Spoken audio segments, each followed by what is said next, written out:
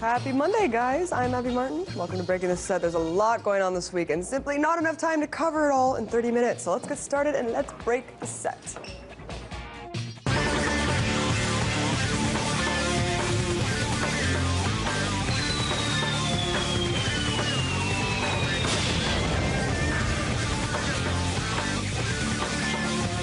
Guys, it's been over a month since NSA whistleblower Edward Snowden made public some of the most damning information about the extent of U.S. government surveillance. And as of Friday, June 21st, he became the 8th person officially charged under the Espionage Act, a bill designated for spies. But instead of focusing on the erosion of civil liberties or the U.S.'s crackdown on whistleblowers, the corporate media quickly held their court of public opinion on his guilt. This is what I think. I think this kid's a punk. I think he's a coward, and I don't view him as a patriot at all.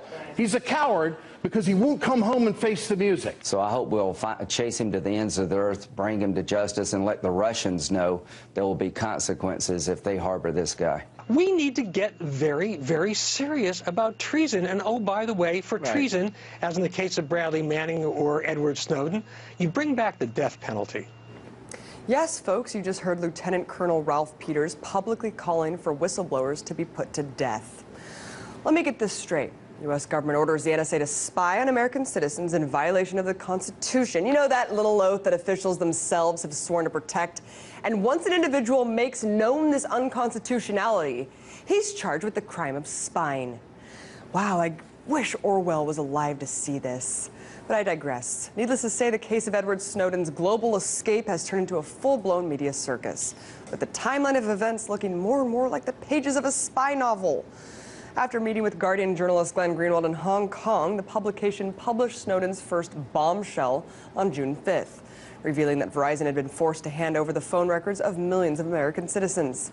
The following day, PRISM was exposed, the NSA program that allows direct access into the otherwise secure servers of Google, Facebook, Apple, and other tech companies.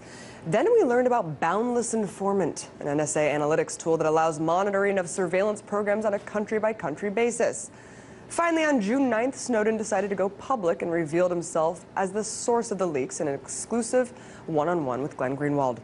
Within the following week, it was bombshell after bombshell, first telling the South China Morning Post that the NSA had been hacking the government and civilian infrastructure of Hong Kong and China since 2009. Soon after, we learned about U.S. and U.K. surveillance of foreign leaders at the G20, including Russia. But probably the craziest revelation was that, as it turns out, U.S. and U.K. governments have access to phone and internet traffic everywhere, across the entire world. Gee, that's a comforting thought. And just yesterday, in a surprising twist, Snowden left Hong Kong on a flight to Moscow. In response to an arrest warrant issued by the U.S., the Hong Kong government responded with a press release saying that, quote, there is no legal basis to restrict Mr. Snowden from leaving Hong Kong, adding that the HKSAR government is requesting clarification on earlier reports about the hacking of computer systems in Hong Kong by U.S. government agencies. The government will continue to follow up on the matter so as to protect the legal rights of the people of Hong Kong. So basically, China just played the DOJ. And although Snowden stayed the night in an airport in Moscow, as I'm writing this now, his whereabouts are undisclosed. He's sought asylum in multiple countries so far. Journalists have been led astray, and the latest reports indicate that he left the Moscow airport, destination unknown. So at first I wasn't sure about what his plan was, but now I'm starting to realize that he's a genius. After all, why would China and Russia comply with the U.S. only days after learning the extent of the U.S. spying on them? But as the story plays out, let's not overlook the most important point of all. Charging whistleblowers with espionage violates the principles this country was founded on.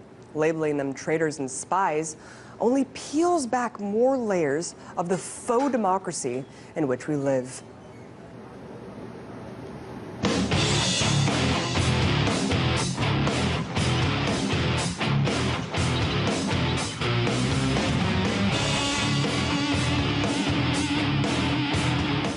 Today I had the chance to sit down with one of the most well-known journalists of our time, Larry King.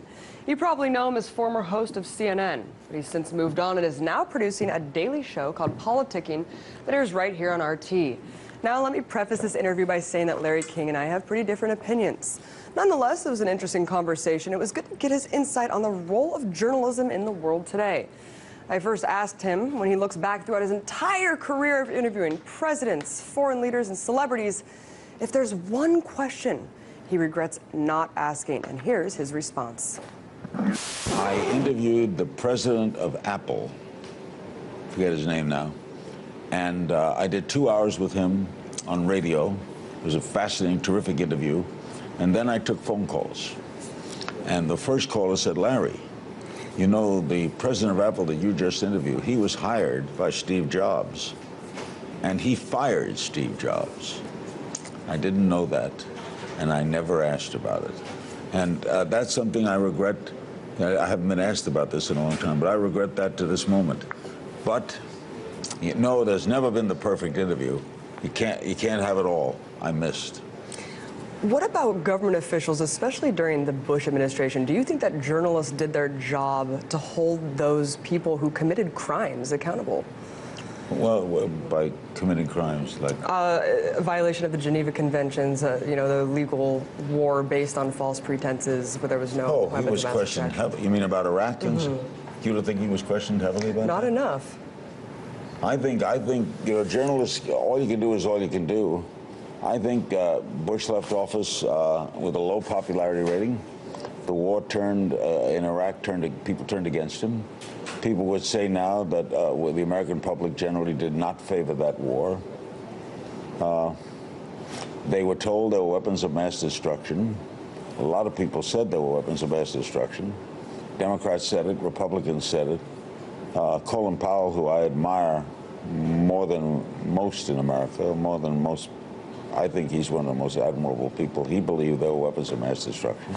So if you believe there were weapons of mass destruction, and you go on what you believe. Do you think he really believed that, though? Why would I question that? I don't know. I mean, should we be questioning government officials who but how much say... can you question it? If I tell you that the information given to me says there are weapons of mass destruction, and I believe that person, and I'm paying them, and they bring me this information, why would you doubt me? In other words, I can disagree with you. We discovered there weren't weapons of mass destruction. They made a mistake, but in other words, you think there were ulterior motives? I think that they knew that there weren't weapons of mass destruction. Do you think there are ulterior motives in everyone you think here speaks? I think you know, a lot of current war mongering, especially with Syria and Iran. I think that the weapons of mass destruction and the chemical weapons are a little bit of yeah, but a side. If you start questioning motives of everyone, then I can reverse it. Let's question Mr. Snowden. What was his motive?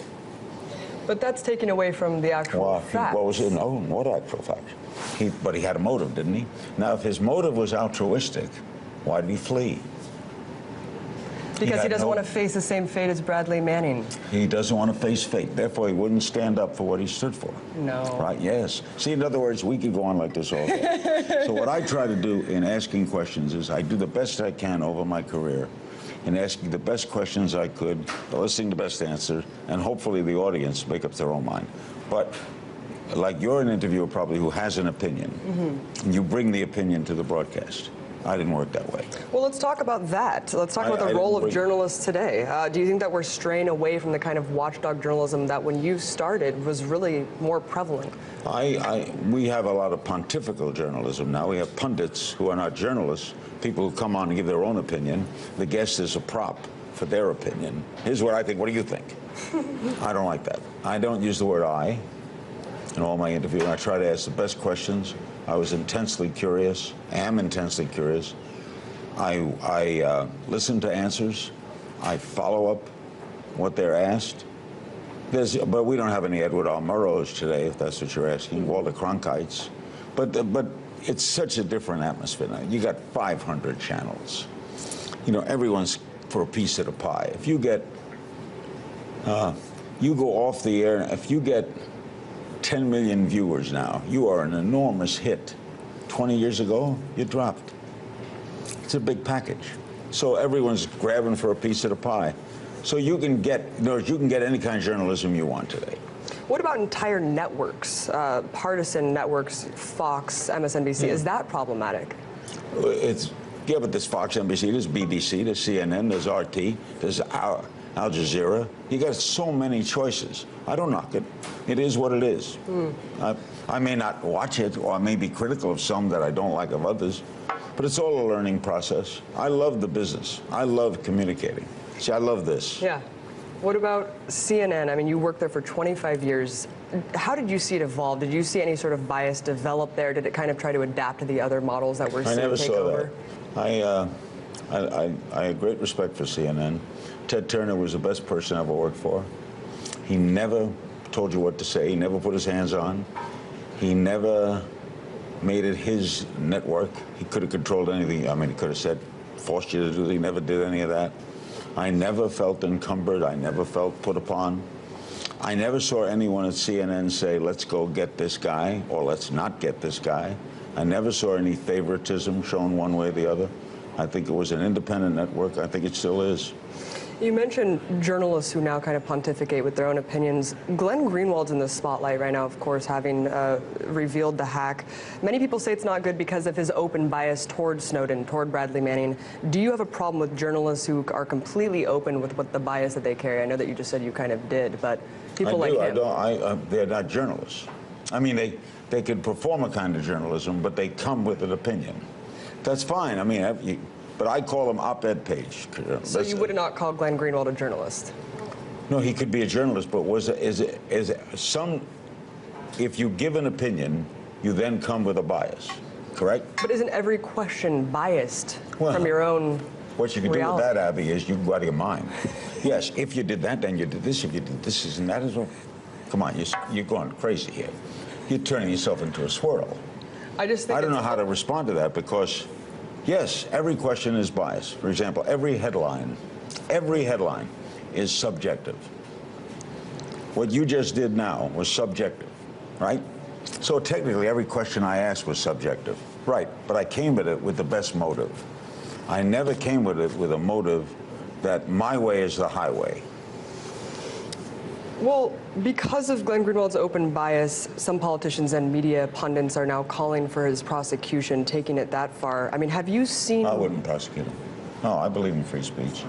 Have you seen this kind of attack on journalism ever before, or do you see that this is the worst it's been in terms of crackdown on whistleblowers under the Obama administration, et cetera? I think whistleblowers are admired.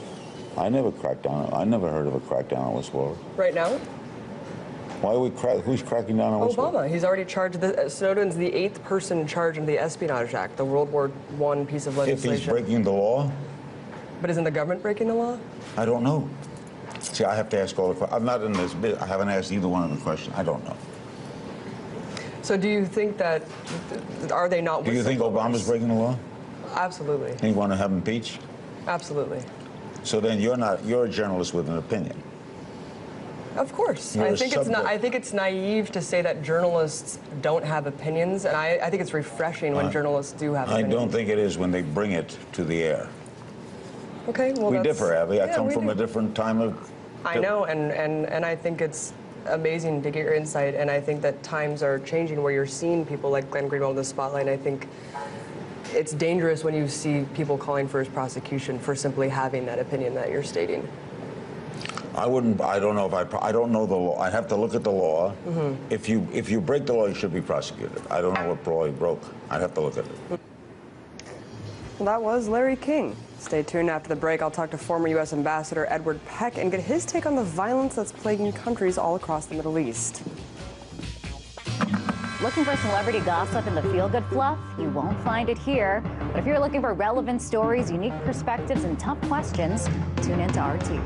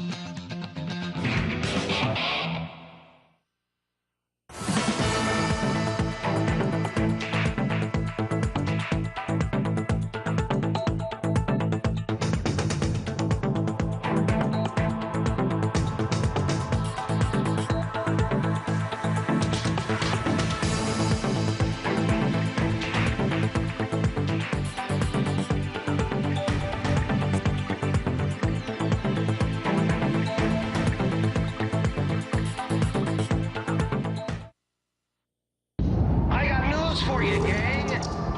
The world is round. That's a good one, Meg. Thank you. The news begins at the with more attacks and breaking news for the casualties in Iraq. There's my kid. Don't tell me how much time I spent helping him. The Prime Minister, tomorrow morning, 6 a.m. Eastern. So you say no foreign aid whatsoever to watch what happens. Coming up next, this is a Fox News Friday.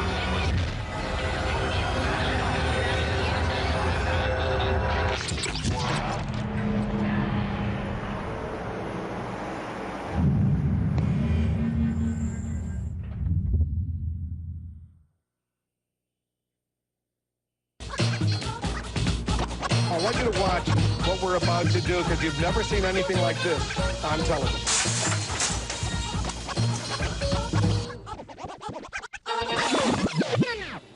This past weekend, a suicide bomber blew himself up inside of a Shia mosque in Baghdad, Iraq, killing at least 14 people and wounding 25 more. This attack marks just the latest violence to stem from the resurgence of ethnic conflict emboldened by the country's recent elections. Since April alone, 2,000 people have been killed, making it the deadliest period since the height of sectarian war during U.S. occupation in 2006. In fact, many are now saying that Iraq is quickly escalating into a full Syria-style civil war, that the instability of both countries is fueling a region-wide conflict. So here to talk about the likely future of the Middle East, I'm joined by a former diplomat who served 32 years of foreign service in the region. He's the former chief of mission in Iraq, former deputy director of covert intelligence programs and White House task on terrorism. I'm joined by Ambassador Edward Peck. Thank you so much for coming in. It's a pleasure so far. So as former chief of mission in Iraq, you opposed the 2003 invasion staunchly, saying that would turn pretty much into a quagmire. Surprisingly, Cheney actually agreed with you in 1994, where he said the exact same thing, and I wanted to play that. Yep.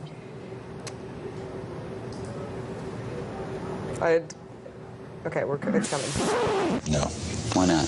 Because if we'd gone to Baghdad, we would have been all alone. There wouldn't have been anybody else with us. It would have been a U.S. occupation of Iraq. None of the Arab forces that were willing to fight with us in Kuwait were willing to invade Iraq. Once you got to Iraq and took it over and took down Saddam Hussein's government, then what are you going to put in its place? That's a very volatile part of the world, and if you take down the central government in Iraq, you can easily end up seeing pieces of Iraq fly off. Part of it the Syrians would like to have to the west. Part of eastern Iraq the Iranians would like to claim, fought over for 8 years. In the north, you've got the Kurds, and if the Kurds spin loose and join with the Kurds in Turkey, then you threaten the territorial integrity of Turkey. It's a quagmire. So it seems like the Bush administration officials knew exactly what the fate of Iraq would be if there was an invasion. Do you think that the destabilization of the country was part of the plan? No, I don't think it was. What they wanted to do was to get Saddam Hussein, and they did.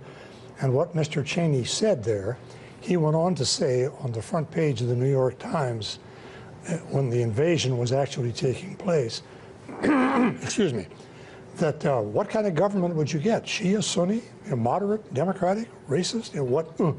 And the answer is, you're not going to get anything. The problem, I think, is that people like me who know something about the country are not listened to by people who think that they know everything about the country. So you stand there and you try to tell them what it's like. I speak Arabic. I lived there for 2.5 years.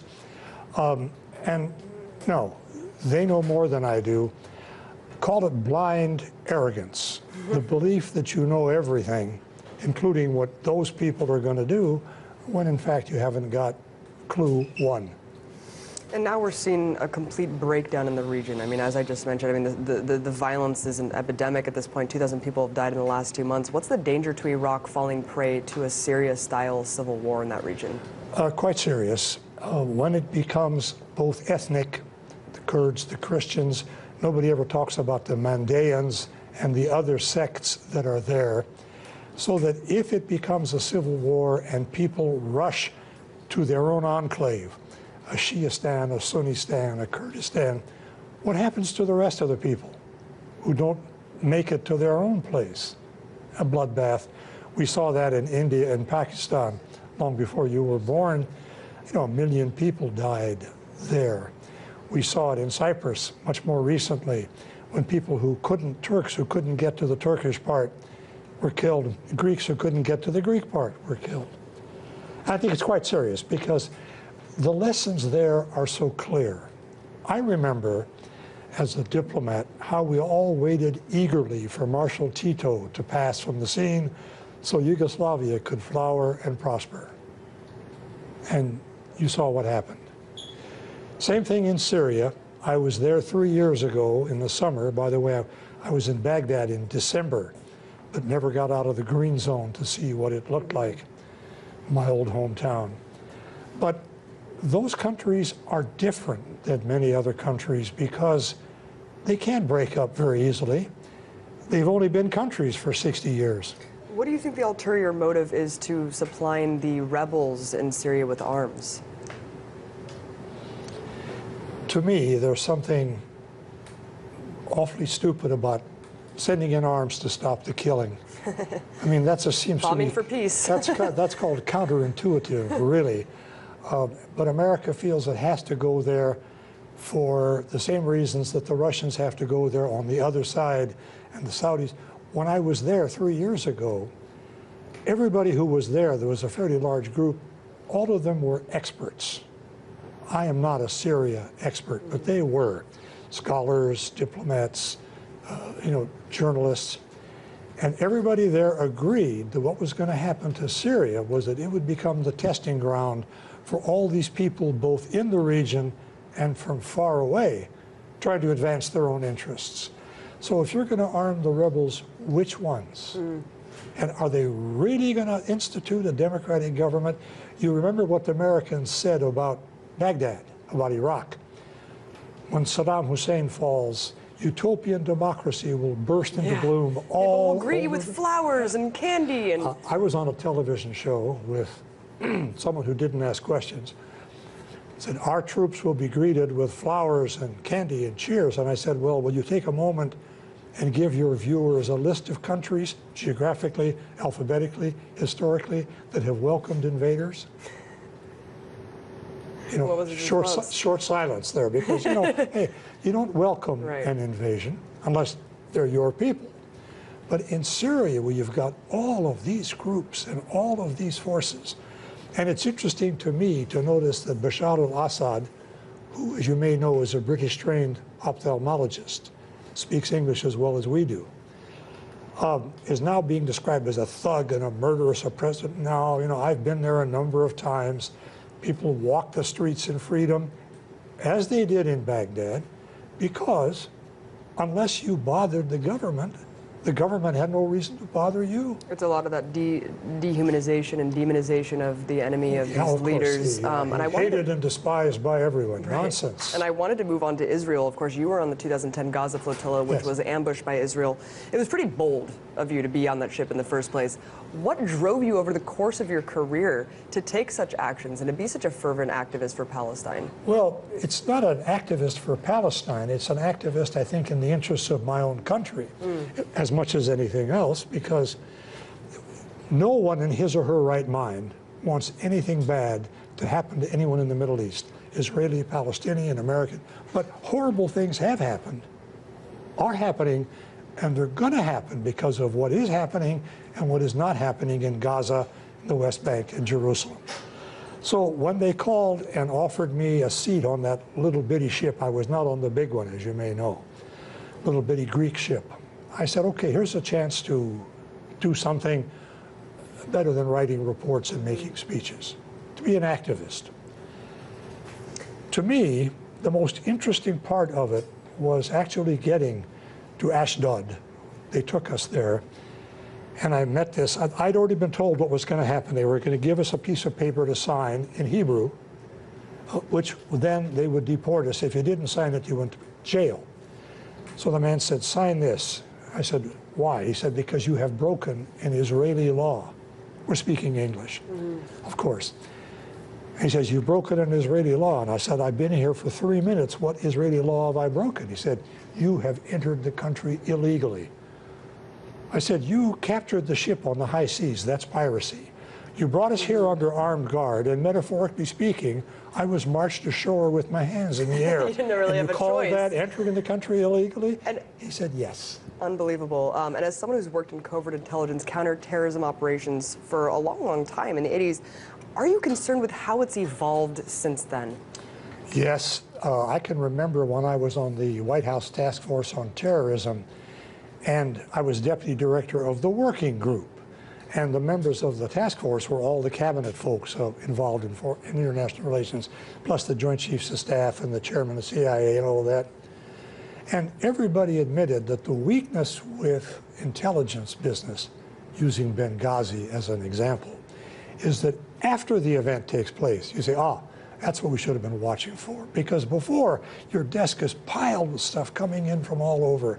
And one of the very senior officials in the CIA said, it's like you being assigned, there's a big billboard. It's got 10,000 light bulbs. Your job is to tell us which one is going to burn out next.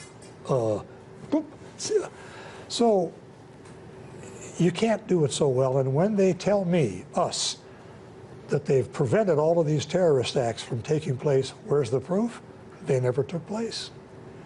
Right. But it becomes frightening as our own rules and laws and behavioral procedures go out the window in order to deal with something that we are creating on a daily basis with our support for Israel doing whatever it pleases to the Palestinian people in their own homeland. It's been called a self-fulfilling prophecy, the war on terror. Unfortunately, we're out of time. Pleasure to have you on. Edward Peck, former chief of mission in Iraq. Really appreciate it. Thank you so much. Good luck. Thank you.